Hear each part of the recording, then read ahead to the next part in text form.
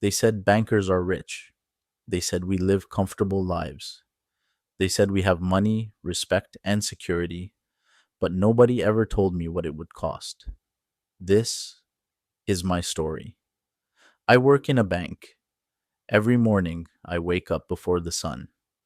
Sometimes the sky's still dark when my alarm rings. Sometimes my body is already tired before the day even begins.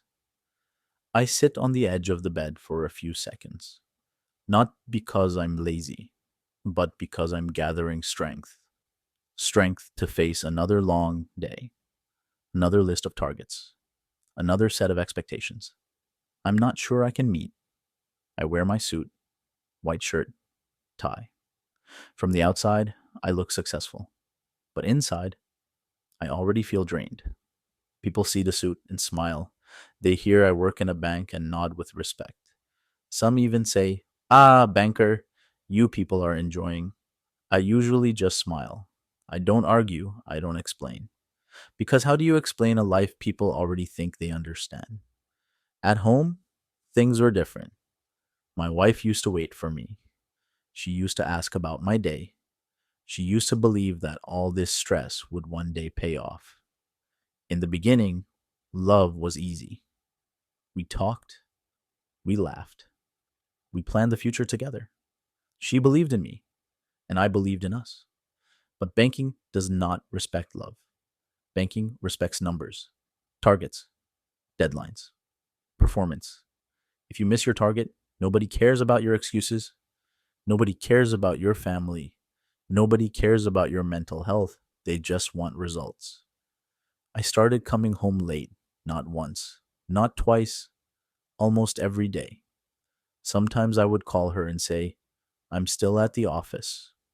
Other times, I wouldn't even have the strength to explain. I told myself I was doing it for us. I told myself it was temporary. I told myself love would understand. She tried. She really did. She waited through cold dinners. She slept alone many nights. She defended me when people asked questions. But slowly, waiting turned into silence. Silence turned into frustration, and frustration turned into distance. The painful truth: I was not rich. My salary came in, and it disappeared immediately. Rent, transport, food, bills. By the time everything was paid, there was almost nothing left. No vacations, no surprises, no emergency savings, just stress. Sometimes she would look at me and ask, "So, what is all this suffering for?"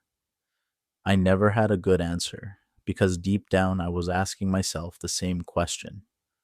One morning, I dressed up like every other day. Same routine, same mirror, same tired face staring back at me. I adjusted my tie and forced a smile. My wife stood by the door. She looked beautiful that morning, calm, quiet. I kissed her gently and said, "I'll try to come back early today." She smiled, but her eyes didn't smile with her. I didn't notice, or maybe I chose not to. I picked up my briefcase and left. That was the last time I would leave that house as a married man. Work was heavy that day. Customers complained. Files piled up. My manager raised his voice more than once. My phone kept vibrating in my pocket. I saw missed calls, messages. I ignored them. Not because I didn't care, but because in banking, if you lose focus for one moment, you pay for it. So I told myself, I'll check later.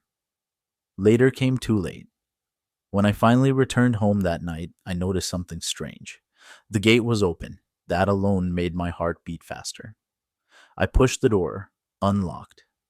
I stepped inside, and my world changed. The living room was empty. No TV, no sofa, no curtains. The walls looked naked, cold. I stood there for a moment, confused, hoping my eyes were lying to me. They weren't. I walked into the bedroom. The wardrobe was empty. The bed was bare. And the wedding picture, the picture we took on a day we promised forever, was gone. She moved everything. While I was at work, quietly, completely. No note, no explanation, no goodbye.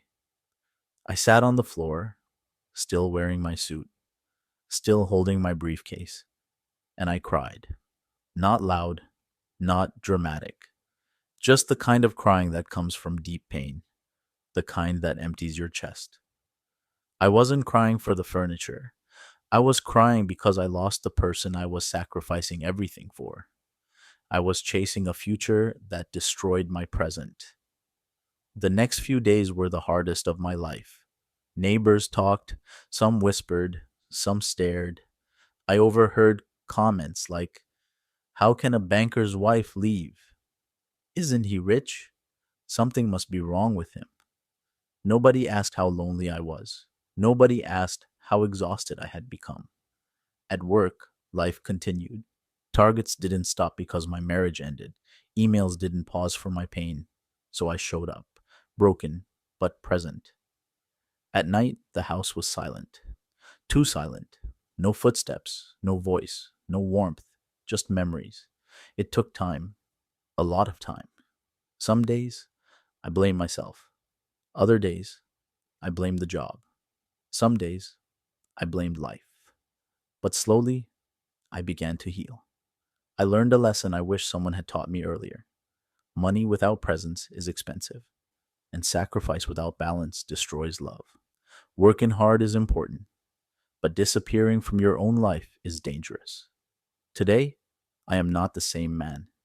I am wiser, stronger. I understand that success is not just about money, it's about peace. It's about being present. Some losses break you, others save you.